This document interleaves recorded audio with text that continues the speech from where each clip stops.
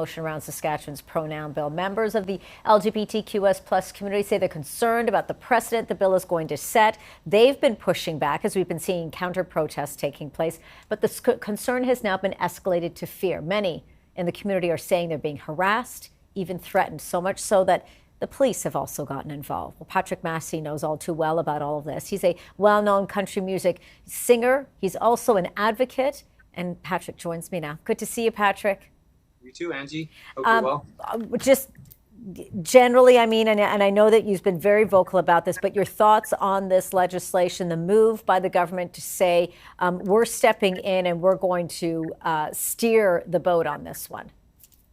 Well, I think it's deplorable. I mean, I think that there's no good people that live in the house of inequality. So if you think that you have the right to take anybody else's right away to be who and how they are, and children are included in the Charter of Rights and Freedoms. So I'm not exactly sure how people think they're helping children by not allowing them to be who they are. Mm-hmm. I'll tell you, as a young gay child, and I didn't know exactly when I was 6 what it was, but I knew I was different.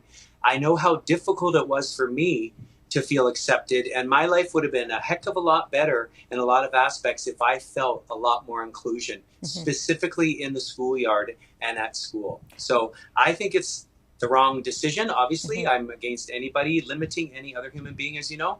So that's all I got to say about that. I'm not a parent, so I try not to speak on parenting. But it's, as you say, it's added the limitation. It's raised the level of concern, of fear. I know that you've been attending rallies. A number of rallies and events have been taking place, pushing back. We've been seeing it on both sides.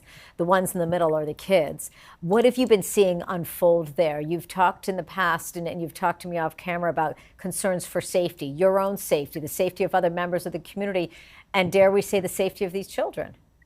Yeah, well, I mean, that's the, I've been afraid in my career many times, but not this afraid. This rhetoric has gone so far now that it is, threats online. I've contacted the police service myself now, and there's a bit of pushback from the police. I'm not sure why the police are, specifically I'm in Edmonton right now, but feel that they don't have to protect all Edmontonians. It's unfortunate. I will say from the last protest that I went to, I was walking down the street leaving the protest with my fellow human rights activist, Brittany Fay, who I'm working on with some First Nation stuff. And this lady was walking down the street with a sign that said, "You're in the right body." And I had to say something. And racialized people, that's what I don't understand. And there was these young Muslim girls at the very end. I don't know if they were their daughters or who they were, but they kept looking back, and the look of fear on those young girls' faces, and and it looked like an entrapment. I think they knew what the parents were doing were wrong, but they can't do anything about it. But the reality is, I will never understand how people that are racialized or Christians or Muslims or Jews can stand next to a white supremacist or a known violent offender or child predator with your children and think that you're saving or helping your children and united in the name of hate. That to me is so unreasonable to think that that's acceptable, because it's not. Because words kill, but this, it is a frightening time in our history, and I never thought I would be fighting for this now after all these years of struggling for equal rights for all. And that's the thing is, that's what we stand for. Our community is for equal rights for all. It doesn't end at our community.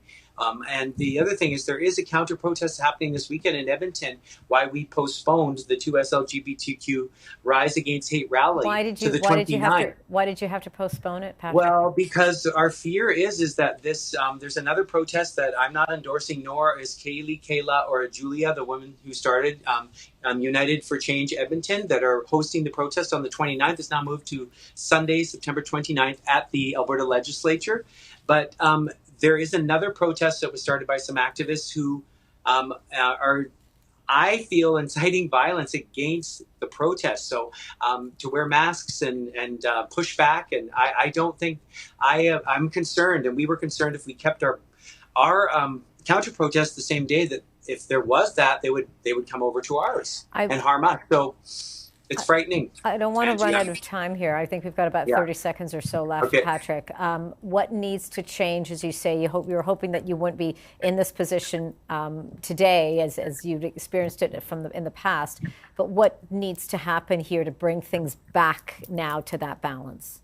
Well, we need everybody to stand up right now for equality. Mm-hmm. Everybody, regardless of what your orientation is, you have to fight for equal rights for all. And that's what this is really about. Like I said, either you believe everybody's equal or they're not. But there's no good people that live on the side of inequality. And people are dressing this up to whatever they want to call it. But, hate is not a view. It's an action. And, it's not acceptable to think that you have the right to limit any other human being just because you're ill-informed. Most of these people haven't even read the SOGI 123 document. So they really don't know what they're talking about. They're talking about hearsay.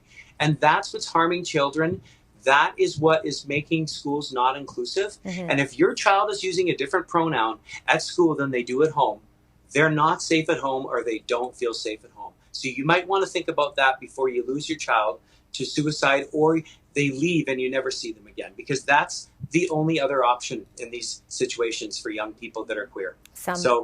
Very strong words indeed from you, Patrick, and I understand, the emotions are extremely high and the fear is there. Yeah. We'll be following the story very closely, and we appreciate you speaking with us today. Yeah. Patrick Massey. On the 29th. Yeah, on the 29th when the rally is, that's right. Patrick that's at 12 noon at the Alberta Legislature. I just want to get that in there. Sorry to cut you off, Angie. LGBTQ advocate and a country music musician as well. As you see there, that's when the event is taking place next weekend. Thanks again, Patrick. Thank you, Angie.